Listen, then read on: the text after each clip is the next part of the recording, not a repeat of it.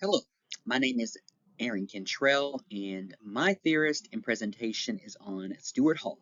Now, Stuart Hall has done a lot, and I don't even know if this entire presentation is enough to talk about all his accomplishments, but I feel like this will give you a little glimpse into who he was and just a little bit of what he accomplished and what his thoughts were. So Stuart Hall was born in Kingston, Jamaica in 1932 and moved to England in 1951 to study at Oxford. While there, he became deeply interested in politics and culture. In the early 1960s, he became a founding editor of the New Left Review, which emerged in response to political changes happening in Great Britain at the time. Now, Hall later taught film and mass media at Chelsea College before joining the Center for Contemporary Cultural Studies in Birmingham, where cultural studies really began to take shape. It was there that Hall and other researchers started moving away from traditional theory and began analyzing modern media like newspapers and television as serious cultural text. Now, Hall later moved to the Open University and retired in 1997. Now, unfortunately, he did pass away in 2014 at the age of 82. Now, Stuart Hall is widely considered one of the founders of British cultural studies.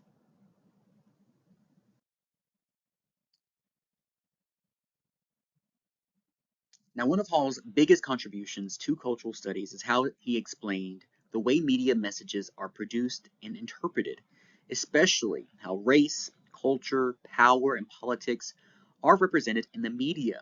His goal was to understand how media, pop culture, and now social media shape how we see others and how we understand the world around us.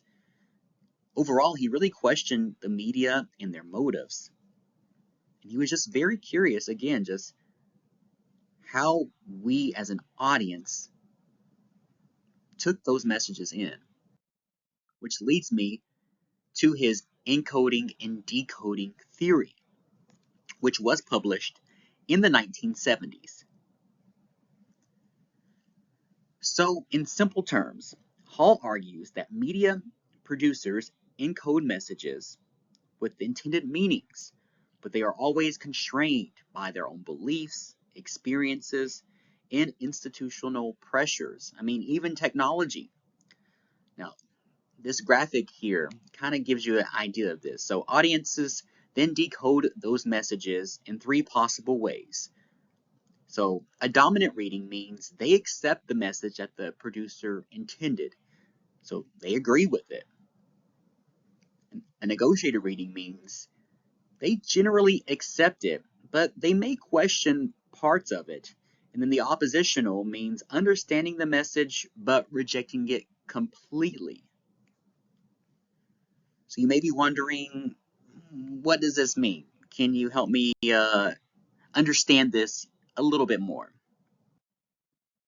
So here's a good example of this. You have two headlines from two different um, media outlets.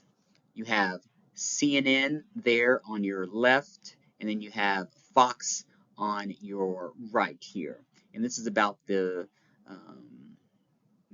protests or riots in Minnesota that is happening related to immigration. So as you can see here on the Fox side, their headline uses the word riots. So as a producer, they decided to use the word riots when they wrote that headline. So that was their intended message. So as an audience member, the decoding, you can either take that as a dominant reading. So that would be, okay, I accept it. I think that is a riot too. Cool.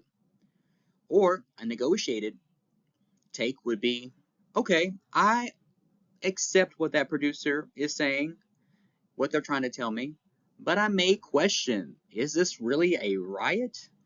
And then the oppositional would be, okay, I get that they're calling it a riot, but I reject that completely. Maybe I think it's more of a protest. And the same could be said for the article on CNN where they call it a protest. And again, someone could read that and say, yes, protest. Someone can read that and be like, okay, it's a protest, but I don't know if I agree 100% with that word.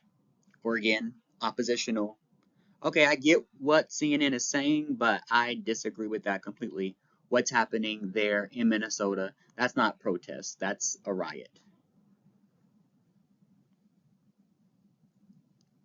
Hall was influenced by theorists like Louis Althusser and Antonio Gramsci, especially Gramsci's idea of hegemony. However, Hall believed that audiences are never completely controlled. People always have the ability to resist and interpret media in their own way.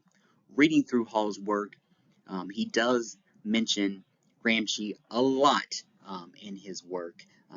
It seems as if he did admire quite a bit of what he had to say as it relates to his theory as well. But during my research, I did see that Stuart Hall was kind of the go-to guy for a lot of folks as relates to the media. He has many newspaper articles that he provided interviews for. There's a lot of BBC clips with him. There are a lot of clips with him breaking down the media and really highlighting how they highlight race and different culture and feminism and politics. And it's very eye-opening and it's very interesting. And I would advise everyone to take a deeper dive into Stuart Hall and just see more of what he's about. And again, this is just a small glimpse of what um, who a small glimpse of Stuart Hall. He also has many lectures out there that are very interesting to read as well, which if you're interested in that, I can also provide that to you because it's also here in my research. But thanks for watching, and I hope you learned a little bit of something about Stuart Hall.